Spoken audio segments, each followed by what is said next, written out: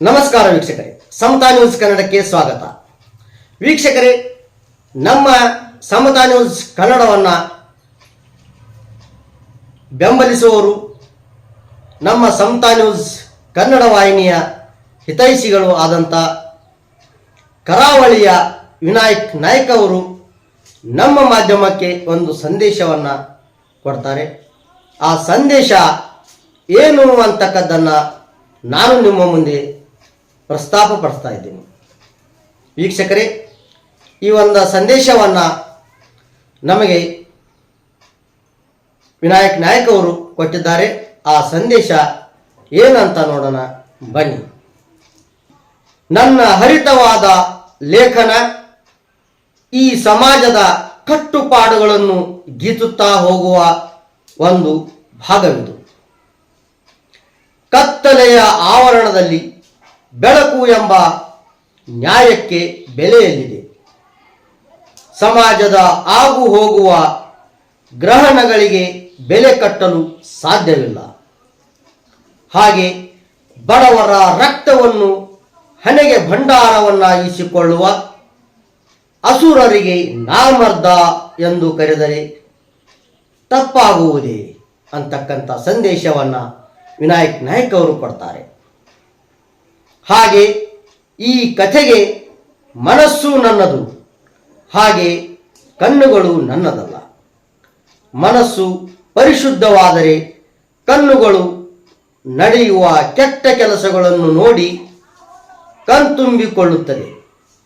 ಹಾಗೆ ಮುಂದೊಂದು ಹಿಂದೊಂದು ಬೊಗಳುವ ವಿಷಪೂರಿತ ಹಾವುಗಳಿಗೆ ಸಮಾಜ ಅವರನ್ನು ರಾಜ ಮರ್ಯಾದೆ ಕೊಟ್ಟು ಗೌರವಿಸುತ್ತದೆ. ಈ ನಿಜ ಸ್ವರೂಪದ ಕೊಳಕನ್ನು ತೊಳೆಯಲು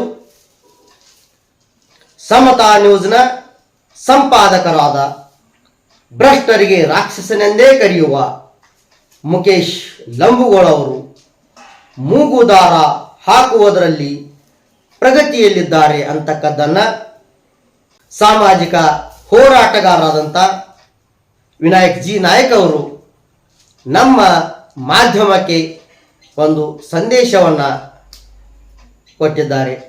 ವಿನಾಯಕ್ ನಾಯ್ಕ್ ಅವರೇ, ಈ ನಿಮ್ಮ ಸಂದೇಶಕ್ಕೆ ನಾನು ನಮ್ಮ ಮಾಧ್ಯಮ ಯಾವತ್ತೂ ಚಿರಋಣಿಯಲ್ಲಿರ್ತೀವಿ ಅಂತ ಈ ಒಂದು ಮಾಧ್ಯಮದ ಮುಖಾಂತರ ತಮಗೆ ಕೃತಜ್ಞತೆಗಳನ್ನು ಸಲ್ಲಿಸ್ತೀವಿ.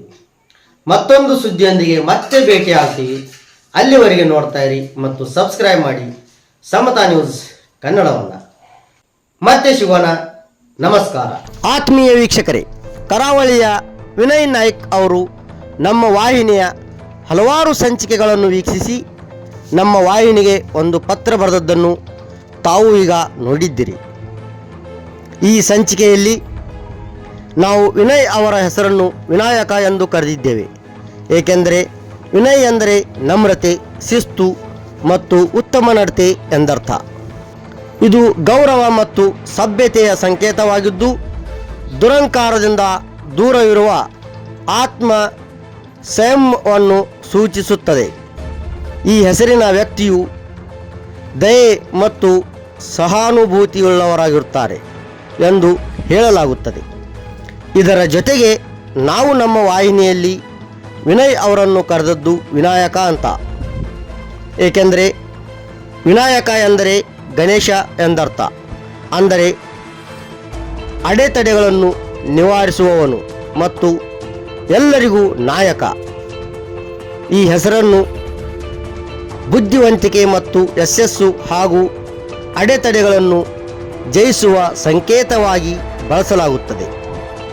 ಅದೇ ರೀತಿ ವಿನಯ್ ಅವರಿಗೆ ಯಾವುದೇ ಅಡೆತಡೆಗಳು ಬರದೆ ಅವರ ಜೀವನದಲ್ಲಿ ಯಶಸ್ಸು ಕಾಣಲಿ ಎಂಬ ಕಾರಣದಿಂದ ವಿನಯ್ ನಾಯ್ಕ್ ಅವರನ್ನು ವಿನಾಯಕ ಎಂದು ನಾವು ಗೌರವದಿಂದ ಮತ್ತು ಹೃದಯಪೂರ್ವಕವಾಗಿ ಕರೆದು ವಿನಯ್ ನಾಯ್ಕ್ ಅವರನ್ನು ಅಭಿನಂದಿಸುತ್ತಿದ್ದೇವೆ ಅಂತ ಹೇಳ್ತಾ ಮುಂದಿನ ಸುದ್ದಿಯೊಂದಿಗೆ ಮತ್ತೆ ಭೇಟಿಯಾಗೋಣ.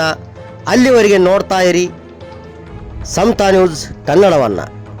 ಮತ್ತೆ ಸಿಗೋಣ. ನಮಸ್ಕಾರ.